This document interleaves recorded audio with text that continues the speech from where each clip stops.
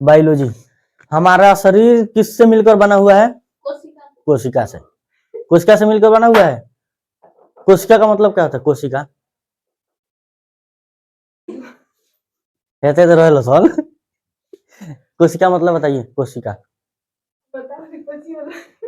बोलिए। आइए देखिए इधर। कोशिका, कोशिका को इंग्लिश में क्या कहते हैं? सेल। सेल कहते हैं। सेल। अब देखिए कोशिका जितने भी सजीव, सजीव मतलब क्या होता है? जिसमें परान हो उसको सजीव कहते हैं। तो जितने भी सजीव हैं उनमें क्या पाया जाता है? कोशिका। और कोशिका का मतलब क्या होता है? कोशिका एक अंग है शरीर का, जिससे मिलकर शरीर का निर्माण हुआ है। कोशिकाओं से मिलकर किसका निर्माण हुआ है? शरीर का। और ये जो सेल है कोशिका, कोशिका अपना काम स्वयं खुद करता है, इसीलिए उसको कहा जाता है इकाई है। कोशिका एक इकाई है। इकाई का मतलब क्या होता है? कि वो अपना काम खुद से कर ले, उसे इकाई कहते हैं। तो हमारा शरीर किससे किससे मिलकर बना हुआ है? कोशिकाओं से मिलकर बना हुआ है। अब कोशिका के अंदर बहुत सारे अंग पाए जाते हैं। अभी देखिए कोशिका का खोज किसने किया था? कोशिका का खोज 1 नंबर ऑब्जेक्टिव क्वेश्चन। कोशिका बताइए, बताइए। रॉबर्ट वॉन। मृत कोशिका का खोज किसने किया था? मृत कोशिका का खोज,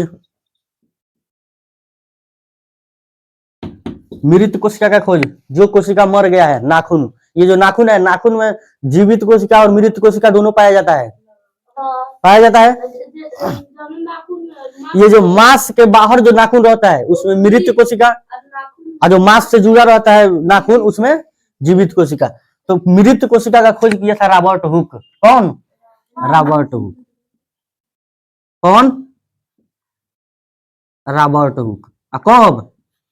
कब? 1665 ईस्वी में। कब? 1665 ईस्वी में। मृत कोशिका का खोज किसने किया था? रॉबर्ट हुक किया था। कब किया था? 1665 में। लेकिन जीवित कोशिका का खोज किसने किया था? जीवित कोशिका का खोज बताइए। जीवित कोशिका का खोज,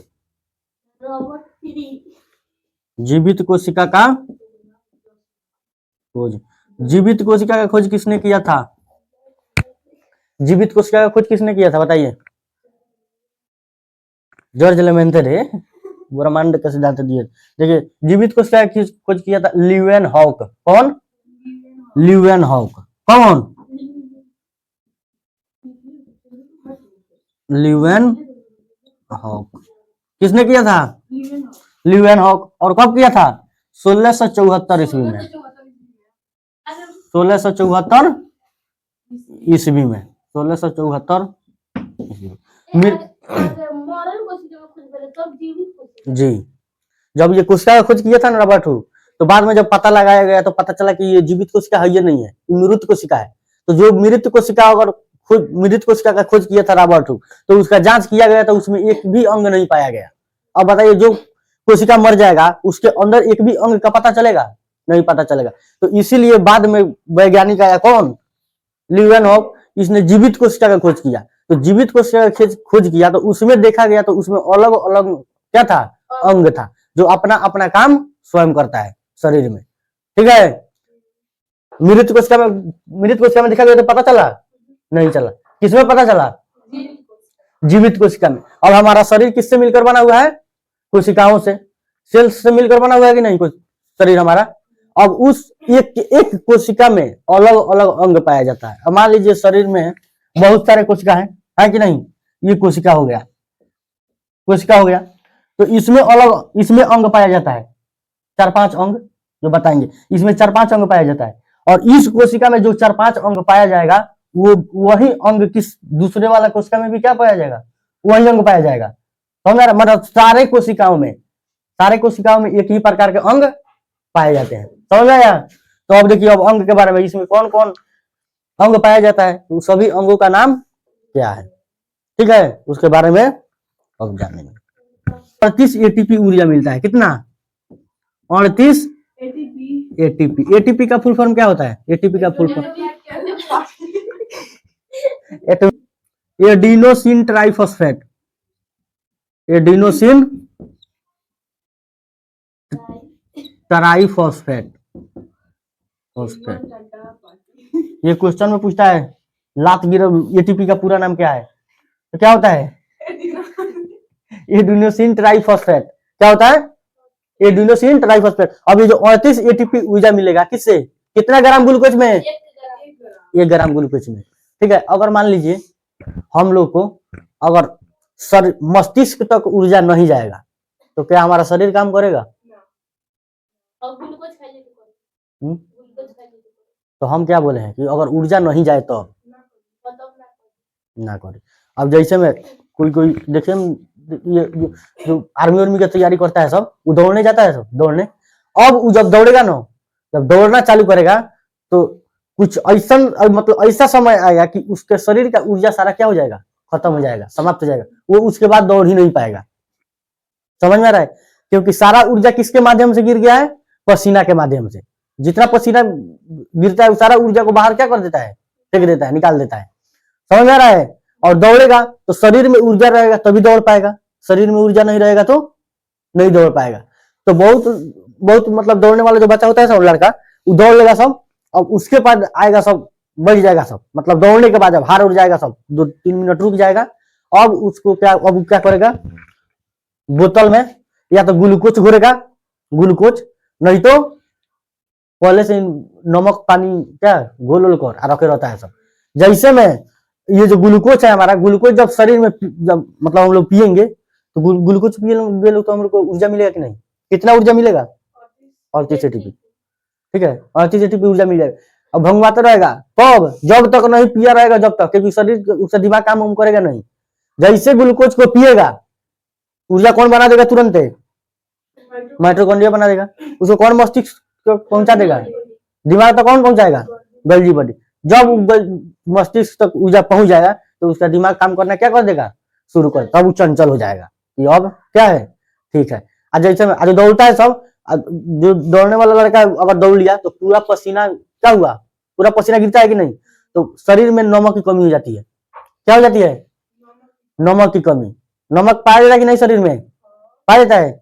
और पसीना चाट टूट के देखिए हाँ, तो क्या लगता है? नुनगार लगता है कि नहीं? नुनगार लगता है। तो जितना भी पसीना वो गिर जाता है, उसके बाद अगर फिर उस पसीना जितना हम लोग के शरीर से नमक निकला है उसको तो कवर करना पड़ेगा। कवर करना पड़ेगा कि नहीं? फिर शरीर हमारा एडजस्ट हो, अपने हिसाब से फिर काम करना शुरू करे। तो बताइए, तब हम लोग क्या करेंगे? अब लाएंगे नमक। क्या? नमक और पानी।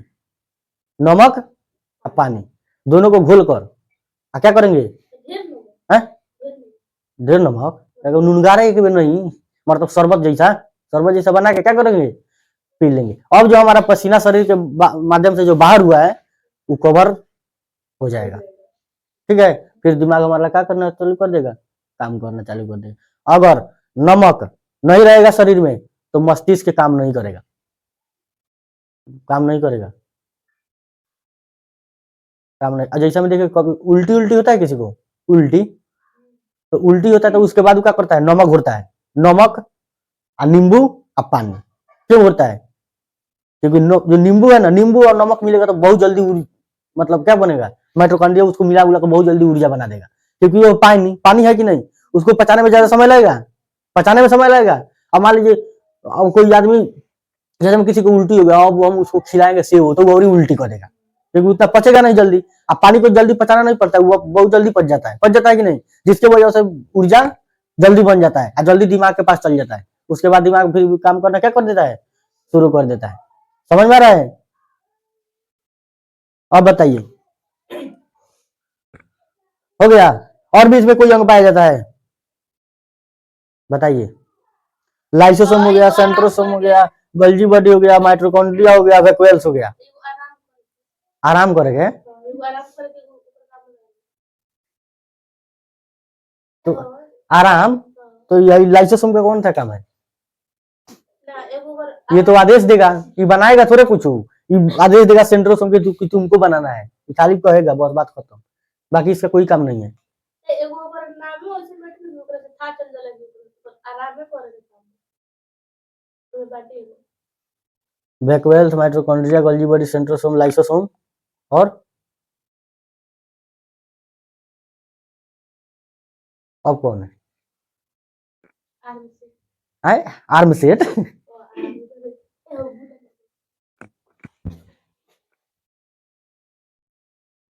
चलिए आइए, इसमें एक और अंग पाया जाता है, और अंग एंटोप्लाज्मिक रेटिकुलम। कौन? एंटोप्लाज्मिक रेटिकुलम, जो एक अपना निश्चित आकार में रहता है, ठीक है। कौन रेटिकुलम? एंटोप्लाज्मिक रेटिकुलम, ठीक है। और ये क्या करता है, और एक इसी में रहता है राइबोसोम। कौन? राइबोसोम। राइबोसोम, राइबोसोम का काम क्या है? आराम करिए, ये आराम करता है। राइबोसोम प्रोटीन बनाता है, प्रोटीन बनाता है। राइबोसोम का आकार कैसा होता है?